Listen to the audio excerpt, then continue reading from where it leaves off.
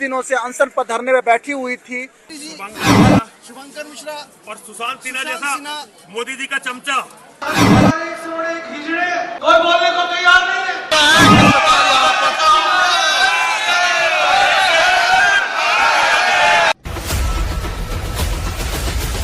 का प्रसाद है, इसे लेके आप अपना अंदर तोड़ो।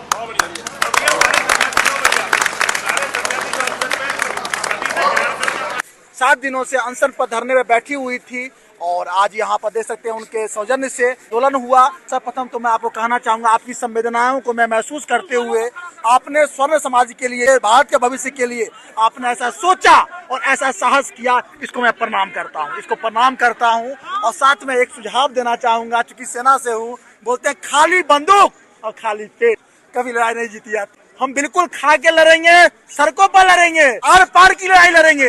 देखिए 7 दिन हम सारी बहनों ने बहुत ही शांति से, हमने बहुत ही संवैधानिक तरीके से जो है अपना विरोध किया, जैसे कि हमें करना चाहिए था कि भाई आप हमारी बात सुन लीजिए। अब हमारी बात सुनी तो गई नहीं, कोई बात नहीं। आज सारे भाइयों ने मिलकर हमारा अनशन तोड़वाया है, उनका बहुत धन्यवाद। और बात बिल्कुल सही है, खाली बंदूक और खाली पेट लड़ाई नहीं लड़ी जाती। अब आज बंदूक भी भरी होगी और पेट भी भरा होगा। और अब आप कल से सड़कों पर देखिएगा।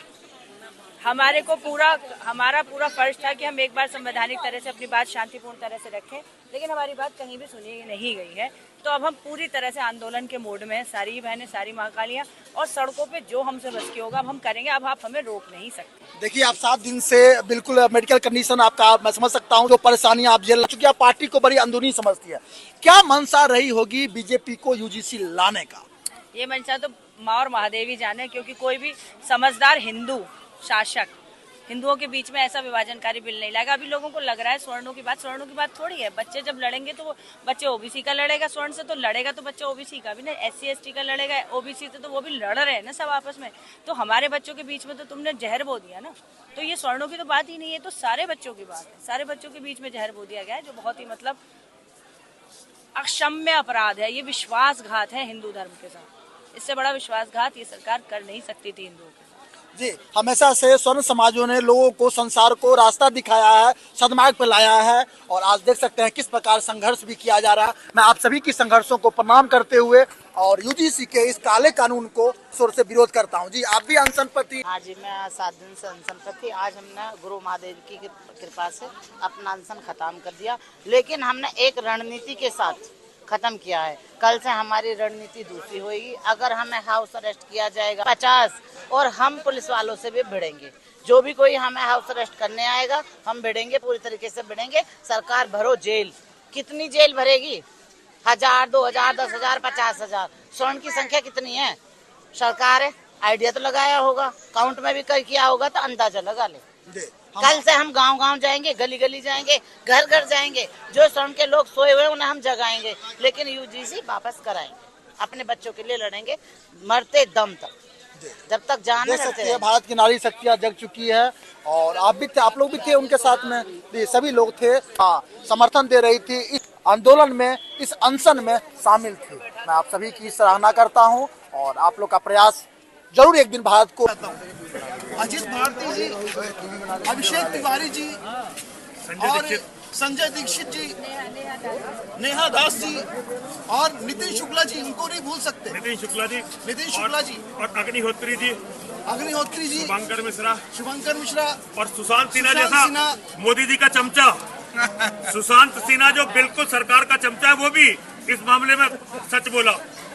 तो मतलब जितने भी लोगों ने इसमें अपनी लड़ाई, क्योंकि सबसे पहली बात यह है कि जो बुद्धिजीवी वर्ग था, जो कि यूट्यूबर्स थे, सोशल मीडिया, ये उन्होंने खड़ा किया आंदोलन। उन्होंने सबको समझाया कि आखिर ये क्यों गलत हो रहा है। और हम ये कहना चाहते हैं कि हम लोग सरकार के साथ ही थे पहले भी, लेकिन सरकार सही एजेंडे पर चले। हमको परिषद ग्रुप की तरह काम करना है, हमको सरकार से सही काम करवाना है। बिल्कुल, हर हर महादेव। तो हृदय से स्वामी जी को धन्यवाद करना चाहूंगा। स्वामी जी, बहुत कुछ आपने कहा, हमने अपने चैनल दिखाते रहेंगे, और हम भगवान से प्रार्थना भी करते हैं आपका सार्थक प्रयास स्वर्ण समाज के लिए ये सभी को लाभ पहुंचाए। मेरी लड़ाई स्वर्ण समाज के लिए नहीं है। ये जो यूजीसी का कानून आया है, ये पूरे हिंदू समाज को समाप्त कर देगा। मेरी उसके लिए लड़ाई है। अगर लड़ाई स्वर्णों की और गैर स्वर्णों की होती तो मैं इसमें पढ़ता ही नहीं, लेकिन ये सारे हिंदू समाज के लिए खतरा है, इसलिए मैं इसमें कूदा हूँ।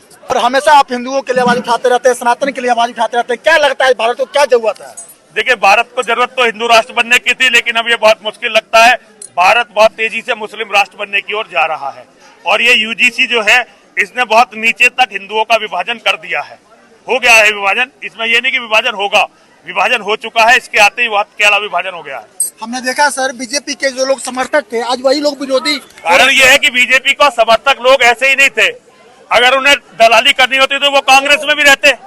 वो धर्म के लिए बीजेपी में आए थे और जब बीजेपी धर्म के विरुद्ध हो गई तो वो लड़ने के लिए खड़े हो गए। देख सकते हैं आप स्वामी जी के साथ कितने समर्थक इनका है, कितना उत्साह है स्वामी जी के आशीर्वाद लेने के लिए। स्वामी जी के इस मिशन विजन में पूरा भारत उमड़ रखा है और ये कहीं न कहीं स्वामी जी का सार्थक प्रयास है, अच्छी सोच है और ये भारत भविष्य को जरूर लाभान्वित करेगा। ऐसी शुभकामनाएं। जय हो पंडित जी, आपकी जय हो। नरसिम्हानंद महाराज की, हमको इकट्ठा करने वाले महाराज की, 33 बार जेल जाने वाले महाराज की, ये बात जानकारी होनी चाहिए। ये राक्षसों के मुंह में आश्रम बनाकर बैठे, मंदिर बनाकर बैठे हैं। पता नहीं सुबह आज मिल रहे हैं, कल इनके दर्शन होंगे नहीं होंगे।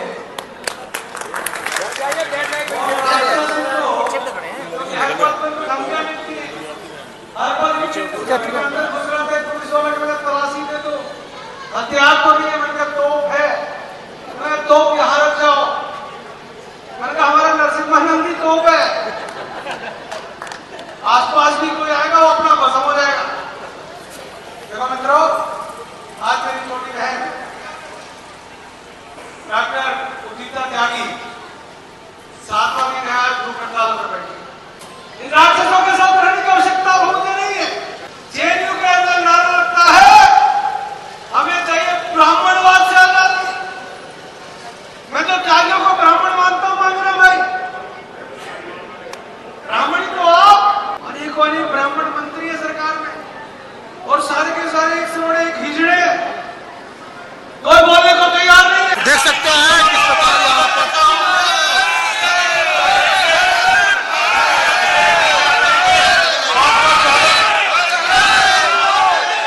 और यूजीसी के विरोध प्रदर्शन में किस प्रकार से दूर दूर से लोग पहुंच रहे हैं। आप ये नज़ारा देख सकते हैं, ये नज़ारा देख सकते हैं, ये नज़ारा देख सकते हैं कितनी दूर दूर से लोग पहुंच रहे हैं।